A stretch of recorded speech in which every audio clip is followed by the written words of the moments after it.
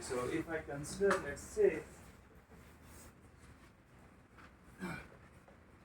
so let's say if I am having my primary frame of reference as k prime, I am considering only the velocity along one direction. Okay, so my particle is moving along, let's assume along the x direction. Okay, so I will consider the rule between the two. So my this x prime is like this, x minus vt, and ct prime is some t prime that we write as gamma into v by c square x. So these are the Lorentz ghosts we call ghosts along x direction. Okay. So if I define now, let me define. Okay. This beta is equal to v by c. Okay, and you are okay. So gamma is already defined. Clear? So and if okay, so yes, and let me introduce a parameter what we call it as a rapidity. Okay, so we call it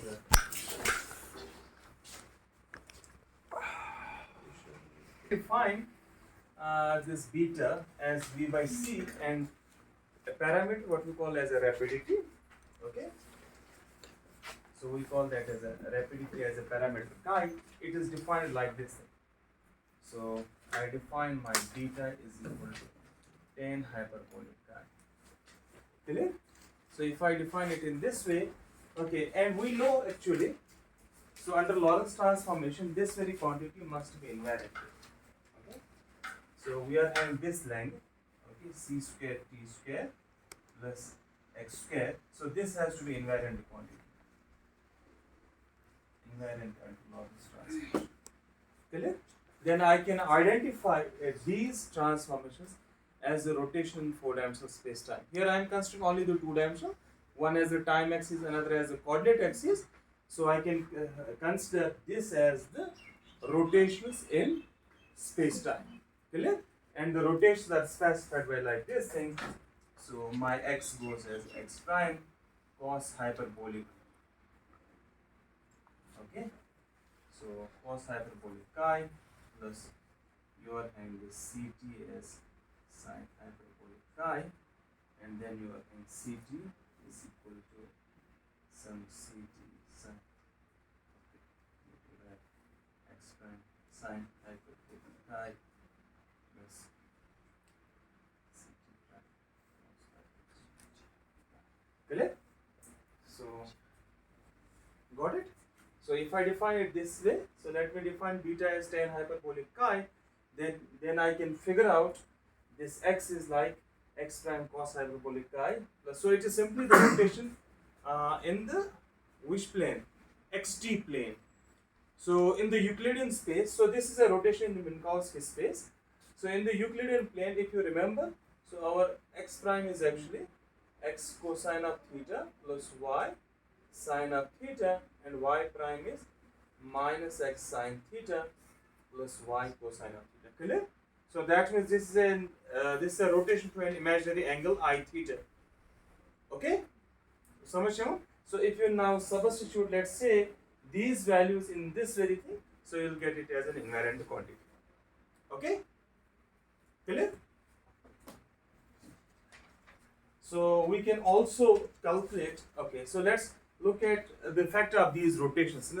Okay, so we'll be in general considering Lorentz transforms as a rotation 4-dimensional space-time. Okay, so this is the simplest of the examples where we consider only transformation between x and t. So your transformation can be between all x, y, z and t. Clear? And arbitrary transformation can be there. Okay, so now let's look at these very transformations. Okay, so I can write this x is equal to, okay, x prime like this thing, e raised power chi plus e raised power minus chi by 2 plus ct e raised power chi minus e raised power minus chi by 2. Clear? So how you, so or I can write this x as, okay, so you can put it as x, so it's prime x prime plus ct prime by 2 e raised power chi plus x prime minus ct prime by 2 e raised power minus chi. Similarly, from the other equation, okay, Ct gives you what? So it gives you x prime plus Ct prime by 2 e raised power chi. Then I will take minus out, so it will be something x prime minus Ct prime by 2 e raised power minus chi. From the second equation. So from this equation I am getting this thing, and from this equation I am getting this thing. Clear? Got it? Okay. So you can add and subtract. So let's add the two. So if I am adding, so what you get? So x plus Ct is equal to how much? So it's x prime plus Ct, it is half and it is half. Clear? So e raised power chi is on both sides, so it is x prime Ct. Okay, so that means this line is stretched by how much? E raised power chi. Clear? And chi is our rapidity. Okay. Similarly, you can also have this x minus Ct as, so just subtract the two, so it will be simply x prime minus Ct prime e raised power minus chi. Okay. So it means x plus Ct goes like this. It stretches by this much amount e raised power chi, and x minus Ct, the another line, so it actually closed by this much of amount. Okay, e raised power minus chi. Okay. So okay, so now let's take this very another thing. So okay, so I can write this minus c square t square plus x square as like this thing, x minus Ct into x plus Ct. Can I write it? Can I write it? Okay, so now if you go from one frame to the another frame, how they go? X plus Ct goes as e raised power chi times that, clear? And x minus Ct goes like this thing. So now you can check it. So what is x minus Ct? So it's e raised power minus chi x prime minus Ct prime, and this is how much? E raised power chi x plus x prime Ct prime. So this object and this object, they will cancel, so that will yield 1. So it is simply x prime square minus c square t prime square. So this is the simplest way to show the invariance of this very quantity. Okay? Any problem? Okay. So now if there is one important point. So if you take v by c, let's say, if you take v by c very less than 1, that means it is a non-relative limit. So what you will get? The Gilliland transformation. Okay? So this is all about the Lorentz transforms. Clear? Any question? Okay. Should I erase it?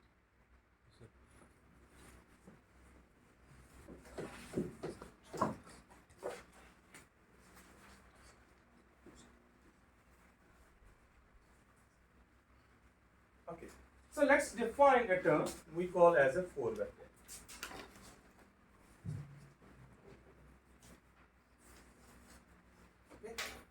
Okay, so let's before defining a 4 vector, let's think of a physical law in 3-dimensional space without time. Clear? So what is that equation? So that is simple, our Newton's law. Got it? Is it clear?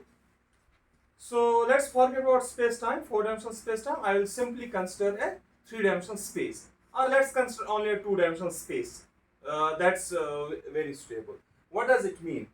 It means if I am making a transformation from one frame to the another frame, the form of this equation will remain same.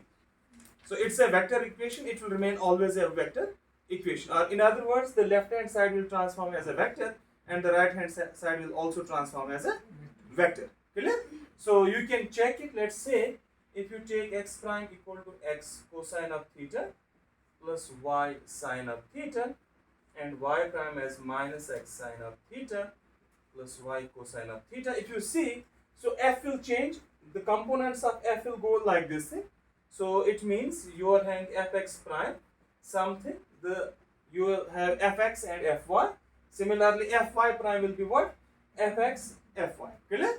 So on the right hand side, you will be having the same rules because both are the vectors. Clear? So in other words, the form of the equation remains invariant under the coordinate transformation in 2 dimensions. Now, if I am considering this very objective, c square t square plus x square. So this gives us the length of a vector, clear? But where? In a 4-dimensional space time. Here I am considering only, okay, so you can consider x square plus y square plus z square. Okay, so this is the length which remains invariant under Lorentz transformation. Okay, so that means I require actually the definition of a vector which is having 4 entries. Okay, समझ गए? So instead of how many 2 or 3, I require a quantity which is having 4 entries. Okay, so one will be the temporal kind of quantity, and the other 3 will represent the special quantities. Okay, so if those components transform in the same way as the coordinates are transforming in this 4-dimensional space time, then we call it as a 4 vector. Okay, so what I call as a 4 vector, let's say, so you define, let me define 4 vector A as, okay, it is having components. So this I, forget about this I for the time being, don't get bothered. So it is having some 4 components, A0, let's say A1, A2, these are simply labels, 0, 1, 2, 3, these are labels, okay. So this gives you the temporal component, and these are what? The special components, okay. Now, if they transform in the same way as our this x, y, z and t are transforming, okay, then I call what this? So these I will call as the components of 4 vector. Okay, for example, let's take our, these are the transformations, gamma into x minus vt, clear? So ct, so let me write only t prime, or I should put it as, okay, t prime then. So what it is, gamma t minus v by c square x. Okay, so it means, so let's write, okay, so you can put actually c here, put c here, so it will be only v by c to make the dimensions same. Clear? So what it means, so if it's a 4 vector, then okay, what you are having, y prime is same as y, z prime is same as z. Now if it is a 4 vector, what it means, so it implies therefore this a0 prime, it's a temporal component. Where is the temporal component? So this very object is a temporal component, clear? So it means a0 prime is something gamma into a0 minus v by c a1, and then you are having a1 prime as gamma into a1 minus v, okay, v by c a0, okay, because you can put this as v by c into ct, so that time ct has the dimensions of length. Clear? Got it? And a2 prime is same as a2 and a3 prime is same as, okay. So let me give an example of this 4 vector. You know the momentum 4 vector, we define it by E by C and the momentum vector P. Okay, so that means E by C will transform like this thing. So you put in, instead of A0, you put as E by C. Okay, where you have A0, you put E by C. Where you are having A1, you put as PX. Samasha, and Py and Pz will remain same. Got it? Okay? Okay. So here I have, okay, so I am using the notation. So this is very important because notation is very important to know. So I will use these indices I, J, K, A, B, C, okay, as a 4 vector notation. So that means they run from where? 0, 1, 2 and 3. Clear? So I will use the Greek indices as the 3 vector notation. Greek indices means alpha, beta, gamma, so on, as 3 vector indices. Like these goes from 1, 2 and 3. So you should get a difference between the two. Okay, so now in general I can put this transformation in terms of a matrix. So let's look at this form. So I can put like this thing. Let's write the first ct prime, x prime, okay, y prime and z prime. Clear? So this I can write as a matrix. So what it will be? Gamma minus beta gamma 0 0. Beta is what? V by C. Okay. So minus beta gamma gamma 0 0 0 0 1 0 0 0 0 1. So this is how I can write it. Okay. CT X Y and Z. Can I write it? So this forms what? The boost matrix or the Lorentz transformation along x direction. In general, if I am having, let's say, a 4 vector under a Lorentz transformation, that will transform like this thing. So you will be having in primary coordinate system a quantity having 4 components, and then you will be having here a matrix that will represent a Lorentz transformation in general, okay, acting on the vector in the old coordinate system like this thing. So in general we can have like this thing. So let me define xi to be a 4 vector. I means the component 0 1 2 3. Okay, so okay, so then I will be having some matrix. Let's write that matrix to be L. L is a Lorentz transformation matrix. Okay, so it will act here on the, okay, so this is where, this is in the primary coordinate system. Let me write it as an I prime, xi prime or x prime. Let's write this thing. Ith component of 4 vector in the primary coordinate system. So this is a vector or the components of the vector in the unprimed coordinate system. Since this is a matrix, so I need a matrix multiplication. Okay, look here. So you are having a 4 by 4 matrix here, then a 4 column vector. Clear? So matrix multiplication must be satisfied. So let me write, since, okay, so I will write like this thing. So let me write a J here. Okay, because I have taken the indices upper here. So in a moment I will differentiate between different indices. Clear? So that means I need actually to specify the rows and columns of this very matrix. Okay. So let me write the rows by this thing. Okay. So by this very index. Okay. And columns by this index. So just differentiate between the two. Okay. So or you can, if I write, okay. Everybody got it. So let's take a look at this very matrix. I mean, so everybody followed it? Huh? And it's a matter, okay, so I am assuming summation convention over J. That means there is a sum over J, because when you take the matrix multiplication, so there is always a sum. Clear? So in a, okay, so let me write it. So this is a matrix multiplication. Is this a matrix multiplication? J is going from 0 to 3. Because how many components are there? 4 components. Okay? Clear? Any question? So now we introduce the summation convention. So the repeated indices are summed over. Okay? So let me write. Okay? Now xi. Okay, so it is.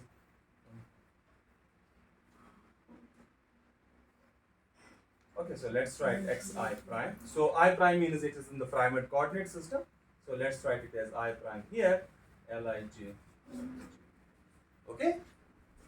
So now let's look. So there is a summation convention on J. J is a repeated index. Okay? Clear? Any problem? So now let's look at. This is a very general matrix. It is a 4 by 4 matrix. It is possible all the entries of this matrix can be non-zero. It's possible it will look like that. So let's compute it for that kind of matrix. What are the elements of this Li? What are the elements or what are the non-zero components of this L? Okay, so if I consider now that one, so let's take the boost along x direction. Okay, so that means, so I am having equation 1. So let's call this as equation 1. Clear? So how should I, now let's write which component? Ct prime is what? x0. Okay, so if you have, so xi means x0, x1, x2, x3. So that's actually equal to ct x y z. Okay, so let's take the x0 component. So that means x0 prime. So in the primary coordinate system. So what that is? L. So I'll write here as 0. So let me write 0. Forget about prime. 0. I'll be having j x g. Okay? Got it? Okay, so let's write it. So it will be L 0 0 x0 plus L 0 1 x1 plus L 0 2 x2 plus L 0 3 x3. Okay? Because there is a sum over j, so you have to take j is equal to 0 to 3. Okay, so now let's look at that very equation. Okay, so multiplying. So this is a multiplication. So you are having gamma multiplied by ct. Ct is our x0. Okay, so let me write it. Okay, so this is x0 prime, x1 prime, x2 prime, x3 prime. So this you can say it is x0, x1, x2 and x3. Now let's look. Gamma into x0. So what is multiplying x0? L00. Okay, so what will be L00? L00 will be gamma. So now let's look at the next term. So you are having minus beta gamma multiplying x1. So what will be that? So this will be equal to L01 will be equal to minus beta gamma. And L02 is equal to 0. L03 is equal to 0. Clear? So this is how we can calculate these elements. Any problem? Samajh aaya? Okay, similarly now let's take x1. So let me write it because it is in the primary. So it is in the primary frame. So x1 will be similarly okay. Similarly write x1 as L1j xg. So what that is? L10 x0 plus L11 x1 plus L12 x2 plus L13 x3. Okay. Now compare it with that. The next one. Okay. So minus beta, and you will figure out L10 as minus beta gamma. So that means L01 and L10 they are the same. So samajh aaya? Similarly, you will be having L11 as gamma and L12 as 0, L13 as 0. Clear? So you can calculate all the possible matrix elements of this Lij. Clear? Any question or any confusion? Shall I repeat? Okay. Shall I erase?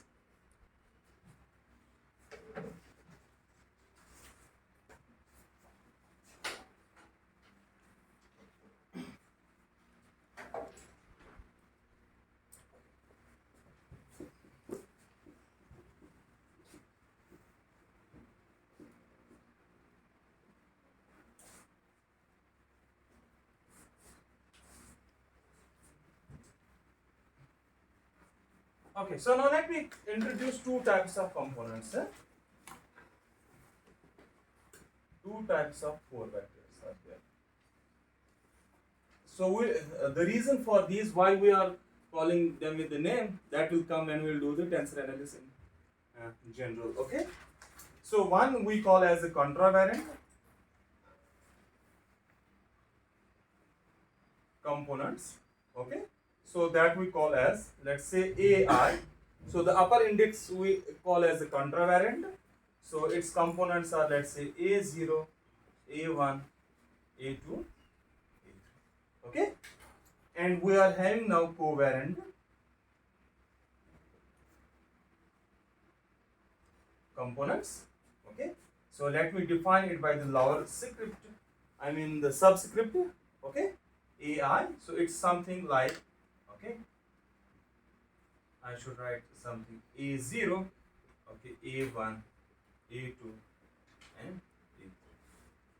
Okay, so this is how we define them, and the relation between the two is provided by the metric. So if I go from AI to AI, try to figure out what is the relation between this A0 and A0. Okay, so that is provided by the metric. So we metric tensor in Minkowski space. Okay, so that's eta ij.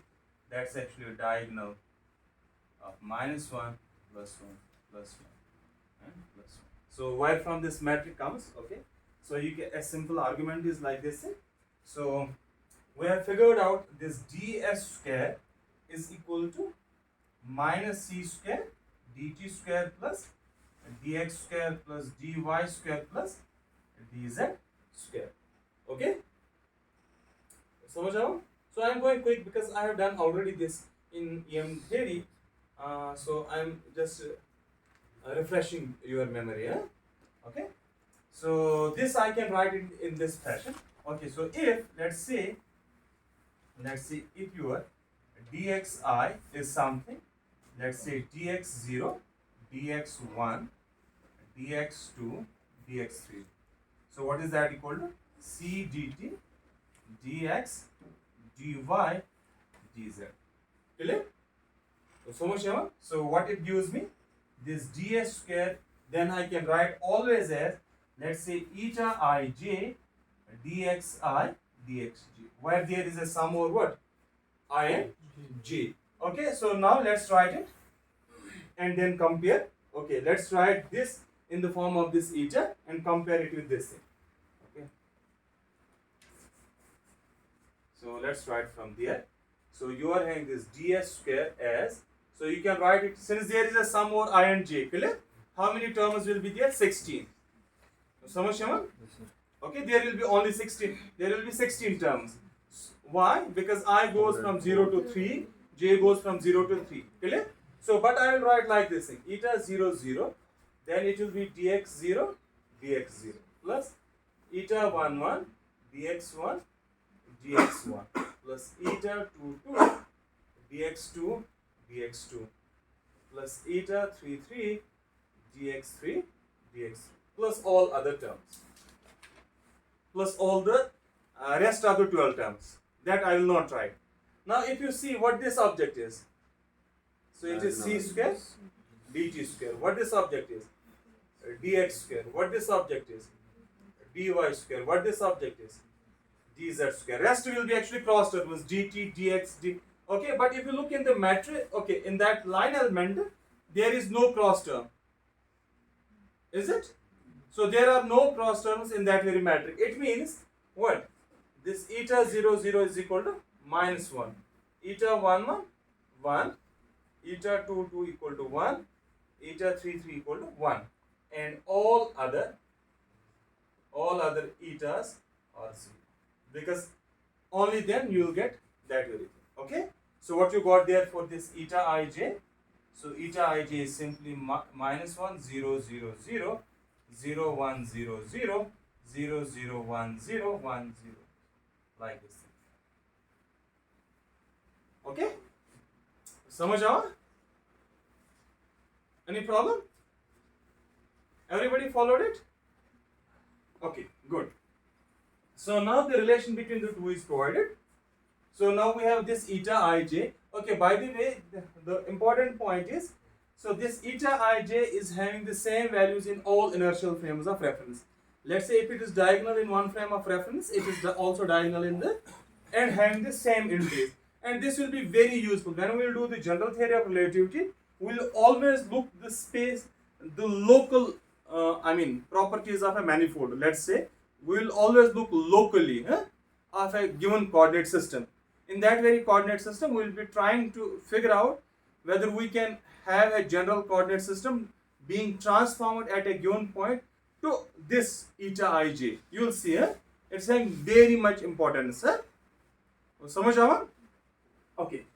So now the relation between the two is, so you can always write like this: ai as eta ij, let's say aj, and ai is equal to eta ij. Okay. So if anybody is having the problem, okay.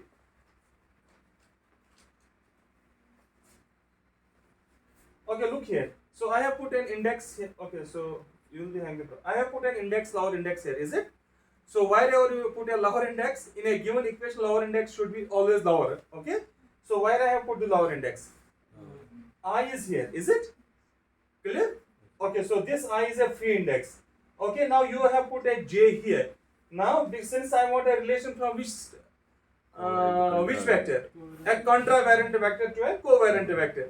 So that means you write first here the contravariant vector, then put eta, okay, and get what? The covariant. For the covariant you put an index. Now this j, whenever you write a covariant multiplied by a contravariant, put the covariant index lower and the contravariant above. When you are having this kind of, we call it as a contraction, okay?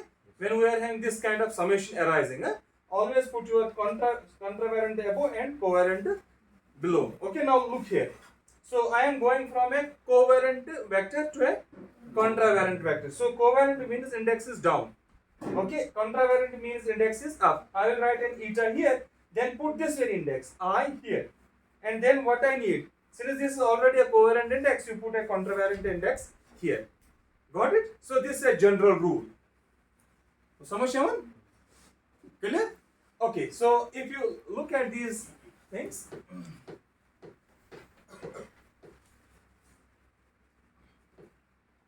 okay, so now let's look. Okay, so let me take this one. So if I write now this AI, eta ij, for aj, let me put that one. So I am writing eta ij, clear? Then aj. For this aj, what I am doing, so I will write that eta. So eta jk ak. Clear? So using second in the first. Clear? So what I want to do, I want to figure out the relation between these etas. Samujha? Okay. So what it means? So I am having eta ij, eta jk ak. Now this a and a they are the same thing. Clear? So it means this must be. So j is a summed index. That means it's not a free. So what are the free indices? K and I. So it means it should be actually delta ki. Okay? ak. So if you sum over now k, this k will be replaced by I. So samajh. So in other words, I am having this equation must be satisfied if eta ij, eta jk is delta ki. So that means eta is the inverse of itself. Now look here. Look at this very matrix. Is it inverse of itself? Because it is diagonal, you need to inverse the diagonal elements. So inverse of -1 is -1. 1, okay? So this eta is inverse of itself. Okay, inverse multiplied by itself gives you the identity. Okay? Clear? Okay.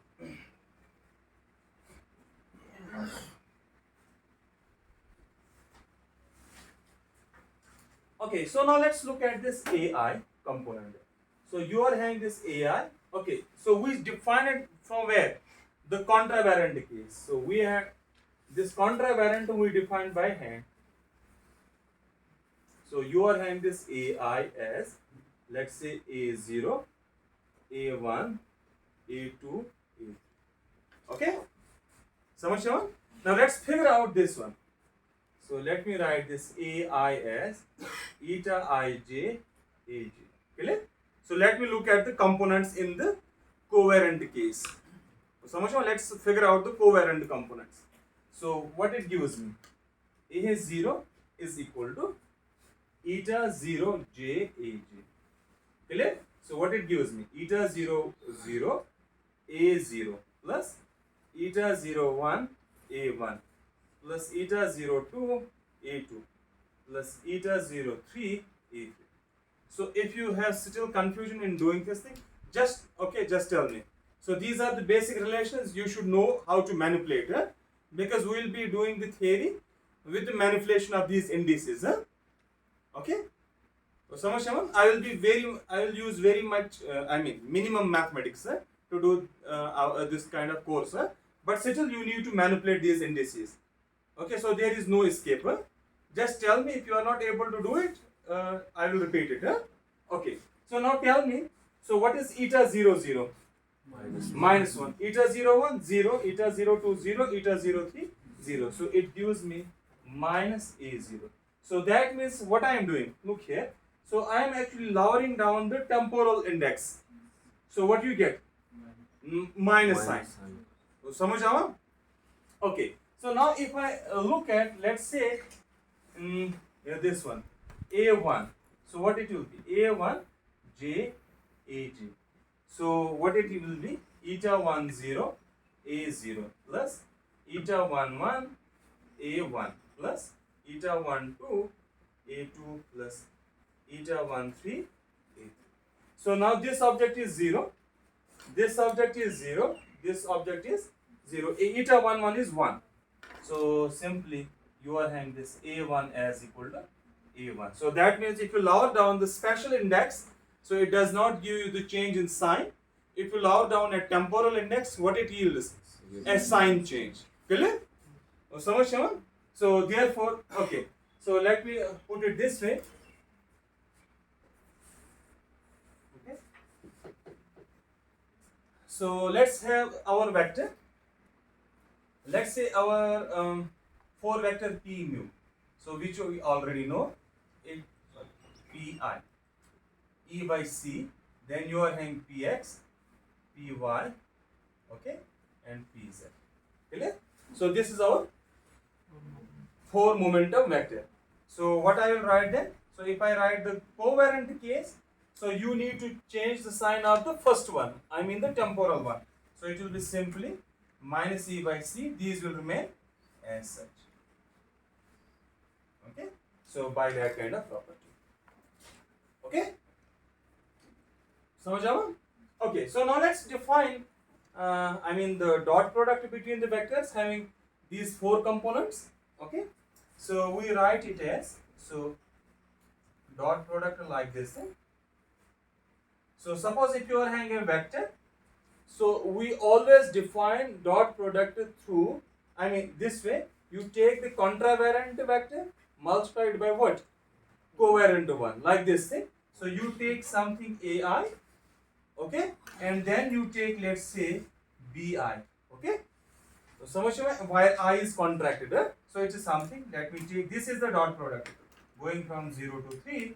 So this is AI BI in summation convention. Clear? So how we write it?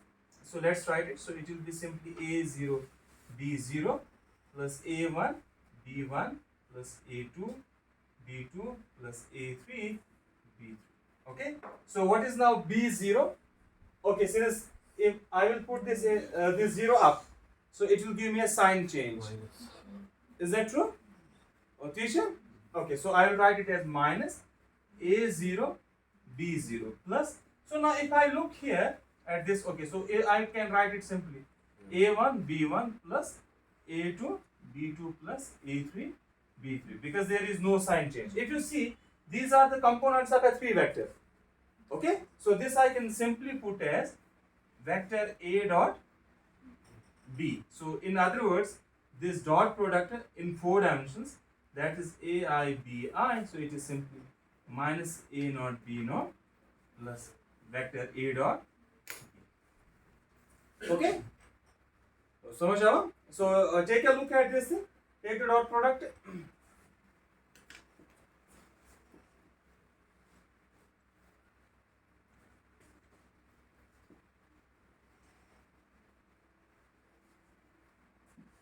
Okay, so let's say you are having Pi, Pi. Correct? Dot product between the two. So what it is? So you are having first component E by C. For other it is minus E by C. It will be like this thing. Minus E square by C square. Then it will be like this thing. Px multiplied by Px. So that is actually Px square.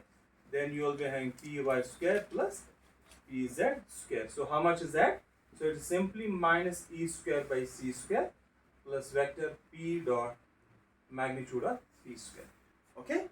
So this we can, okay, so you can define it as like this, M square C square, because this is an invariant, dot product is always an invariant quantity under Lorentz transformation. Okay. So if it is an invariant quantity, I need to put it proportional to some, M square. This is actually an invariant quantity. Sorry, M square C square. Okay. So that what you will get? So from here you will get like this, E square is equal to P square C square plus M square C raised to 4. Got it? समझ आवा? Okay. Okay, so if you have any question, just tell me.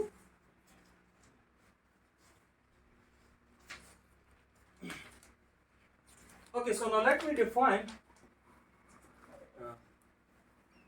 Okay. Any question or any confusion? Any confusion?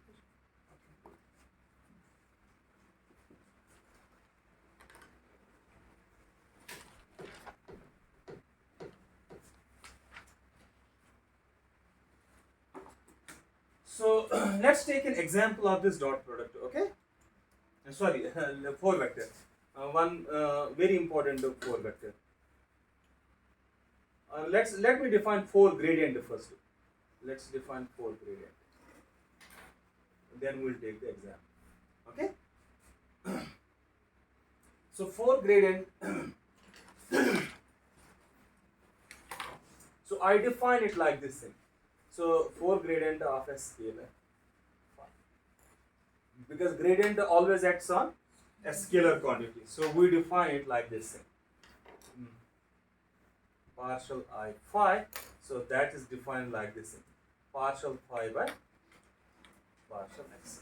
So this is how we define a 4 gradient. I is going from 0, 1, 2, 3. Just to remember, I is here upper.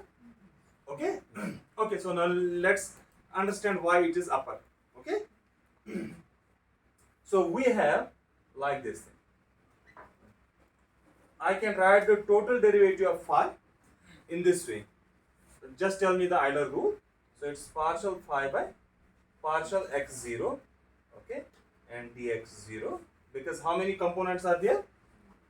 4 components. Partial phi by partial x1 dx1 plus partial phi by partial x2 dx2 plus partial phi by partial x3 dx3. So this I can write as partial phi by partial xi dx. Okay, as a summation convention, I is summed over. Okay. Now look here in this very case. So you are having this as what?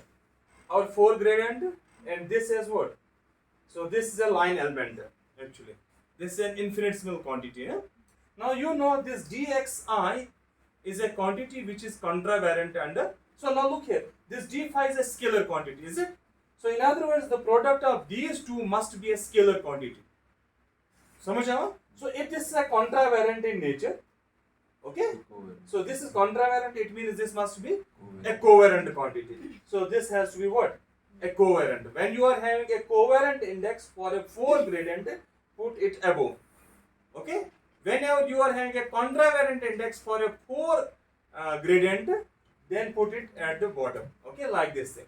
So partial I phi is equal to like this thing. Partial phi by partial xi. Remember this very notation. So it means a contravariant index, but it's where? Down. So it's a covariant index, but if it's covariant index, it's up here. समझ आओ? The reason being this is always a contravariant quantity. Okay, so you'll get actually its idea when you look at the transformation properties on the manifolds. So it is itself actually a basis element. These are the basis elements. These dx. Clear? समझ आओ? Rather they are these are the tangent bases. Okay, so that I will do it in more detail. Clear? Okay. So if you have any question. So okay, so let's look at this thing. Okay, so let's take an example of this thing 4 vector. An important example, that is a 4 velocity vector. 4 velocity. Okay, so how we define it? Let's say if you are having a trajectory of a particle, okay, then I will do it in a detail. In a more detail, we will be doing the analysis. Let's say this is the world line of a particle. Clear? So it is specified. Let's say at any point it is specified by xi tau. Tau it is parameterized by the proper time. Clear? And xi specifies me the 4 coordinates.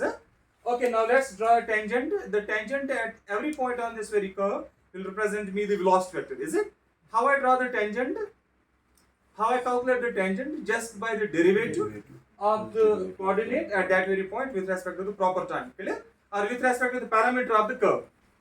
So that is how we describe the tangent, clear? So you are having, let's say, and this, so this gives you ui, so that's actually dxi tau by d. Clear? And we need to check whether it is really a 4 vector or not. So if you are having a 4 vector, it must have a proper Lorentz transform. I mean, it should transform in the same way as the x's are transformed under Lorentz transform. Clear? Have you got the idea of a 4 vector? I mean, this velocity vector.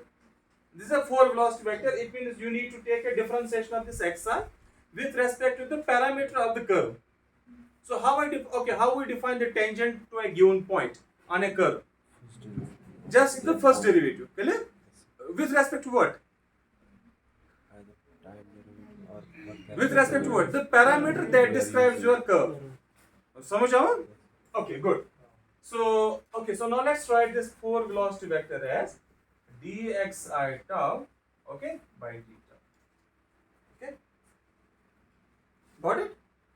Okay, so now let's look at this very thing. Since d tau is what? It is a proper time, clear?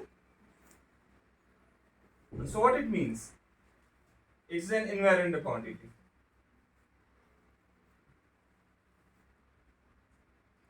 Okay, so when it's a scalar quantity then. So all the transformation rules exist where? Here. Clear? This is very important. So why would you should actually get an idea why we use actually proper time to define the 4 velocity vector, because it is an invariant quantity. Okay, so you'll get it here. So wait a second. So now let me write. Okay, so I know 4 vectors transform in this way. So you are having dxi prime. So it is something li prime j dxj. Is it? So this is how a 4 vector transforms. Now let me divide it by, or let me differentiate it by d tau on both sides. Okay, so or in other words, I can write like this: dxi prime by d tau is equal to li prime j dxj by d tau. So now you should understand why this has to be actually a proper time. Because if you differentiate it, let's say by some time here, that's not necessarily true here. So that will not give you the velocity here. Let's say if you divide it by the coordinate time. Okay? So coordinate time for the two observers will be entirely different. Then it will not represent your velocity here. It may represent a velocity here. It may not represent a velocity of the particle. Clear? It will not describe the correct velocities. So that's why we require what? A proper time. Okay, so now what this is? This object. So this is your ui prime. Okay, so that is li prime j uj. Okay, so now what this is? It is a Lorentz transformation rule. So it means your velocity vector is a 4 vector. Clear? And it's actually a contravariant vector. Okay, samajh aawa? Okay, so now let's look at this gradient, 4 gradient. Okay.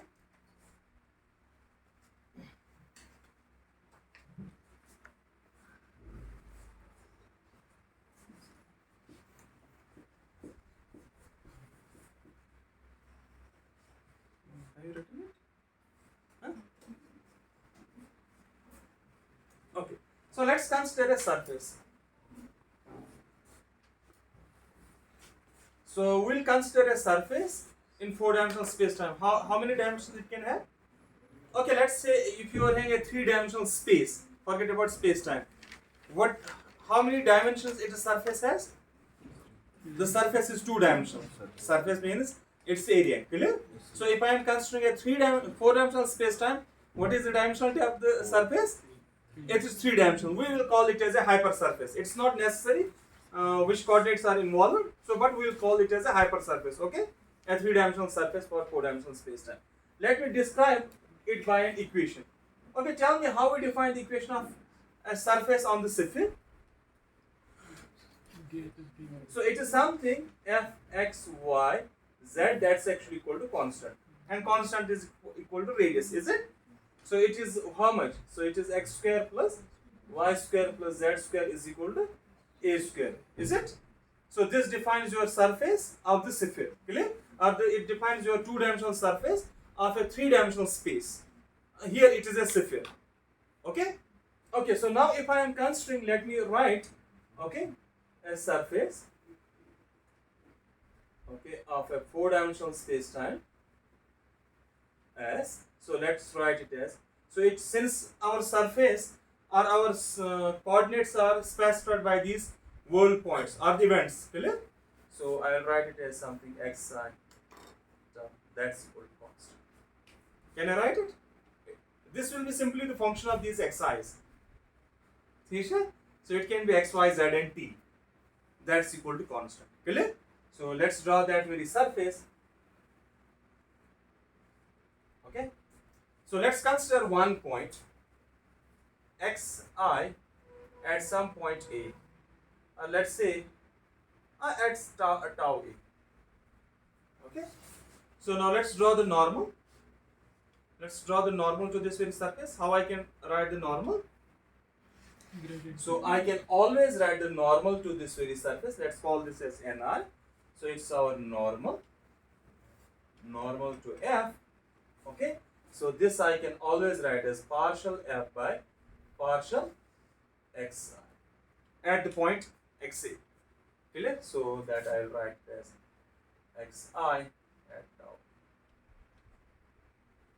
Is this true? So that means the normal at this, so this will be our normal. Now normal defines our gradient. Okay? So this normal is your 4 gradient. Clear? This is an example of a 4 gradient. Okay? Any question? Okay.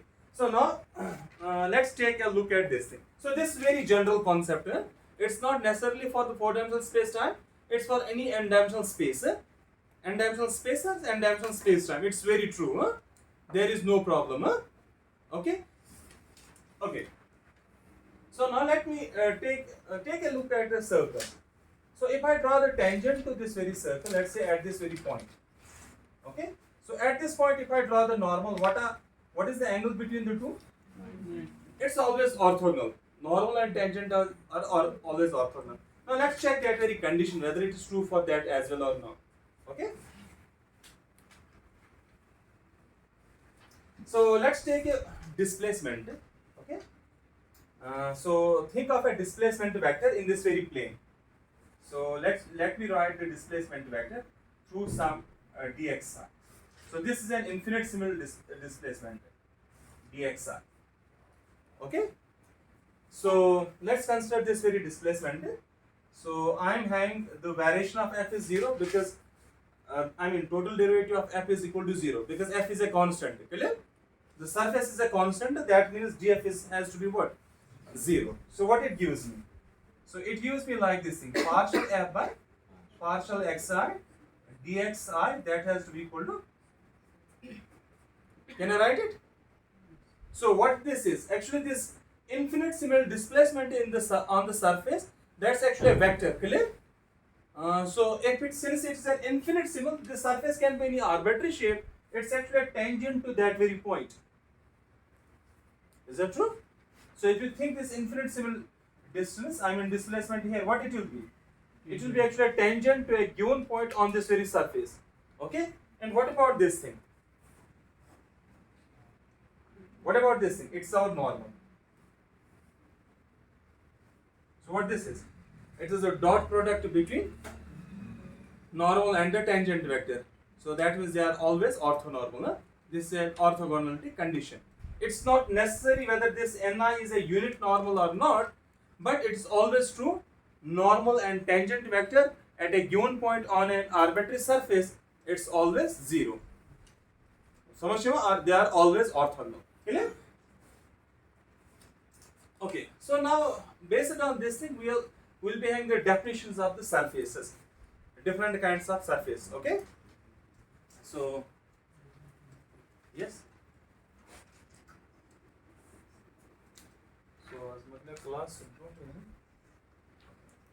So let me first give you this idea. So our ds square, the line element, is equal to eta ij dxi dxg. Clear? So now if this is equal to, if this ds square is equal to, okay, so if it is less than, so let's try, if this is less than 0, what we call it as? It is a time like interval. So if it is greater than 0, what it is? Space like. So let me repeat it here. So if it is equal to 0, so it is null, or the light like event. Clear? Got it? Now if you are having any 4 vectors satisfying these very conditions, they will be classified accordingly. Now let's say if you are having 4 vectors, let's take if you are having a 4 vector AI. So what does that mean? If my this AI, so that is the norm of the vector. So is this the norm of the vector? Okay, so what that will be? So let me write it as eta ij, ai, aj. So if this is less than 0, so we are having this as, we call it as a time-like vector. If it is greater than 0, we call it as space-like vector. And if it is 0, it is null vector. Simple. Clear? So now let's think of the surfaces along the same lines. We can classify surfaces as a space-like surface, as time-like, or null surfaces. Got it? So how?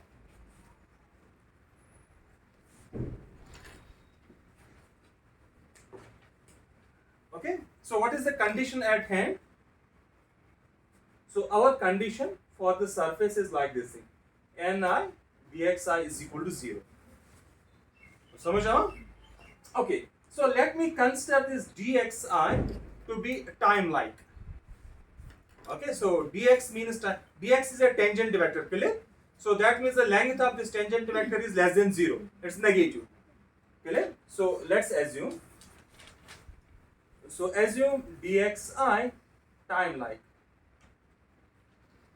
So what does it mean? It means dxi is less than 0.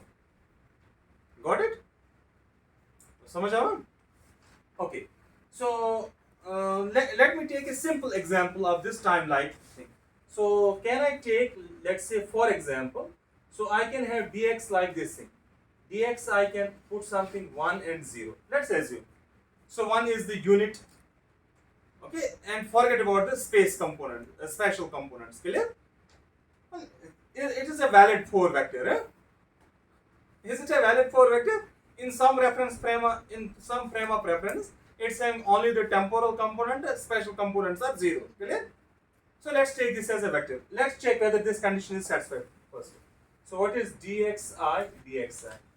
So it is simply 1, 0 multiplied by minus 1, 0. So what that is? Minus 1. So that's less, because this dxi will be having this word negative. समझ आया? Okay? Clear? So what I have chosen? So I have chosen this dxi like this, for example. Now let's look at this very condition. So this condition has to satisfy. Clear? So what it gives me? So for this condition to satisfy, what I require? So I require, okay, to satisfy this very condition,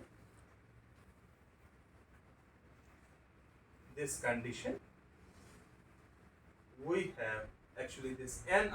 I cannot have ni, both temporal and spatial components, to be non-zero. One should be 0. Because let's say if I take ni, okay, so let's take ni is equal to, so n0 and n1. Let's assume. So let's take this thing. And now take a dot product with this thing.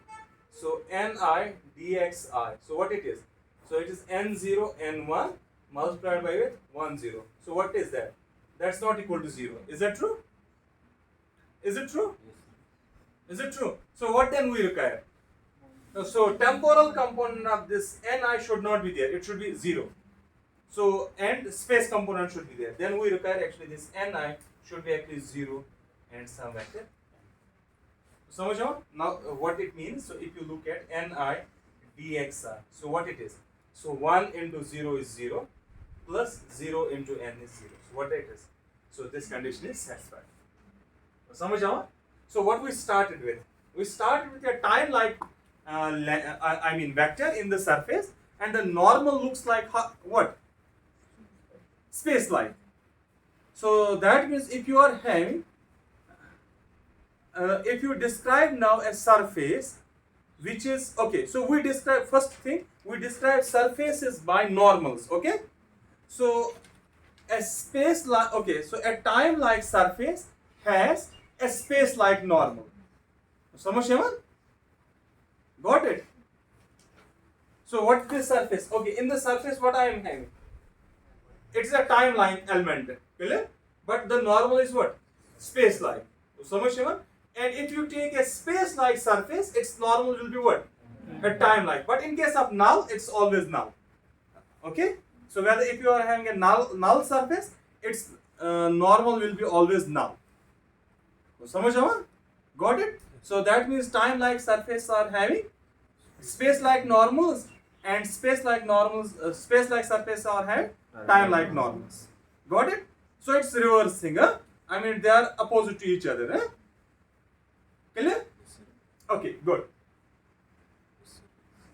So